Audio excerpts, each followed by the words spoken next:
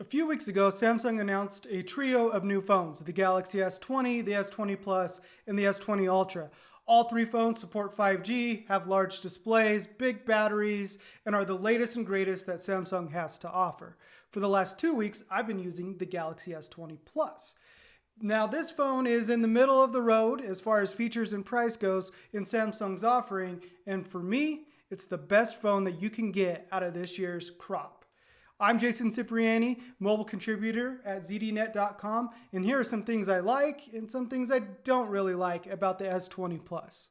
So let's start with the design. S20 Plus has a 6.7-inch display, and as you can see, or maybe you can't, there is a hole punch cutout along the top for the front-facing camera, and on the back of the phone, there is a camera array that has 4 different cameras in it. Overall, the phone is a little bit narrower and a little bit taller than when you compare it to the iPhone 11 Pro Max. And I actually like the design of the S20 Plus better than that of the 11 Pro Max, only because it's easier to fit in my hand and it's rather light, to be honest with you. On the right side of the phone, you'll find a power button as well as a volume rocker for adjusting volume and notification alerts up or down. Now, the problem with this is I'm used to the power button or the sleep-wake button being on the left side of the phone, so I don't know if it's muscle memory that I still have to retrain or if it's just bad placement on Samsung's part, but I'm not a fan of how the buttons are arranged on this phone.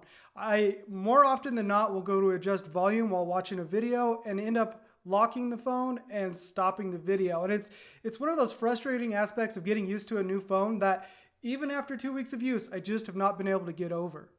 Along the bottom of the phone is a USB-C port. The headphone jack is officially gone from Samsung's flagship consumer line of phones. There is a pair of headphones that include a USB-C adapter in the box, so you won't have to worry about using a USB-C to 3.5 millimeter jack.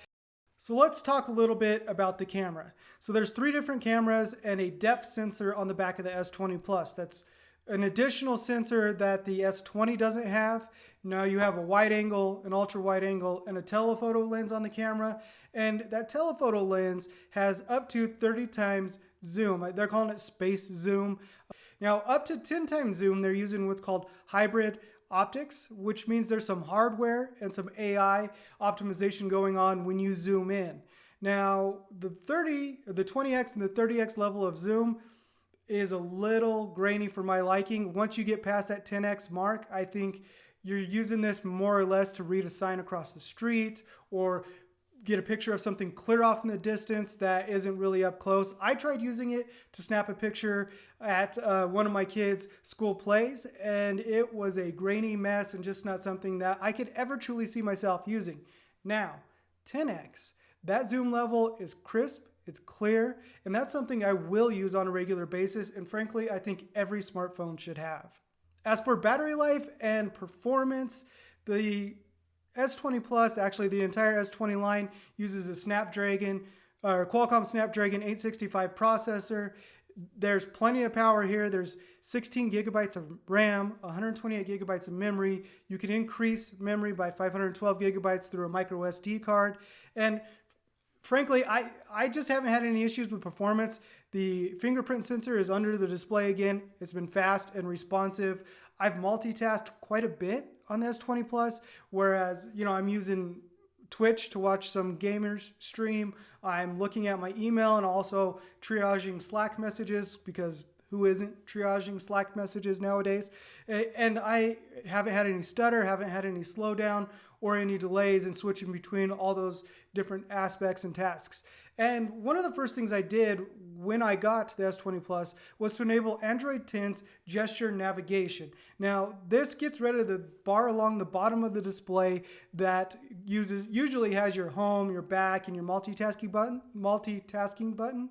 But instead, you swipe up from the bottom of the screen to go home, you swipe from the sides to go back, and what that does is give me just a little bit more of that 6.7-inch display that I can use for all my multitasking needs. And it's worked out really great. As performance goes, super hit. S20 Plus does a great job keeping up with what I need it to do. As far as battery life goes, the S20 Plus has a 120 hertz refresh rate for the display. Now that's unheard of in smartphones. There's not another smartphone on the market right now that does that. What that 120 hertz gives you is your display can refresh up to 120 frames per second. That means you have smoother scrolling, videos are smoother, gaming is smoother, and everything overall just kind of glides across the screen. That little stutter or the little lag that you may see when you're scrolling through your Twitter timeline, that's all but gone on the S20 Plus. The downside here is that refresh rate takes a hit on the battery. You know, ZDNet's Matthew Miller reviewed the S20 Ultra, and he seemed to have good battery life with the S20 Ultra and a 120 hertz setting, but CNET's review didn't fare so well when it came to battery life in 120 hertz display setting. As for me, on the S20 Plus, I've used the 120 hertz setting all along, nonstop. And originally I planned on, after a few days of short battery life, going to the 60 hertz setting and then comparing. But I've been getting 4 or 5 hours of screen on time with 30 to 40% battery left with the 120 hertz setting. It's not an issue. My suggestion is, if you get the S20 Plus, turn on 120 hertz. It's not on out of the box, and use it because you're going to love it. If you start to have battery issues, turn it off. But I honestly don't see it being an issue, at least in my use and on the device I have.